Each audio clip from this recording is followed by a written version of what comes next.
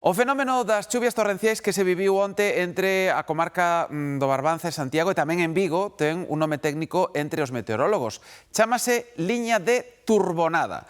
Hoxe explicamos en que consiste este fenómeno que non se dá habitualmente en Galicia. Esta mañá os servizos de limpeza de Santiago afanábanse en retirar os restos de lodo nas rúas máis castigadas polas choivas torrenciais de onte. Nunca había sentido tanta agua. Eu hai tempo que non vexo chover tanto aquí en Santiago como allá.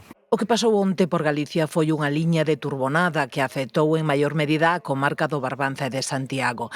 Este fenómeno prodúcese cando na fronte hai un choque moi brusco entre masas de aire frío e cálido. Esa fronte, asociada a unha borrasca bastante profunda, era moi estreita, era unha fronte moi activa, pero de pouca dimensión espacial. E isto significa que esa diferencia de temperatura se producía tamén en moi pouco espacio, co cual os movimentos verticais se viron favorecidos e cando hai os movimentos verticais moi fortes pois se poden producir o que tivemos na xornada de onte. En apenas 10 minutos caeron en Vigo e Santiago 12 litros por metro cadrado, unhas choivas torrenciais acompañadas de refachos de vento moi intenso e dunha caída das temperaturas. Ese cuarto de hora foi demasiado, como se viñera, non sei, unha tromba que foi desastroso. Foi tremendísimo, sobre todo de madrugada.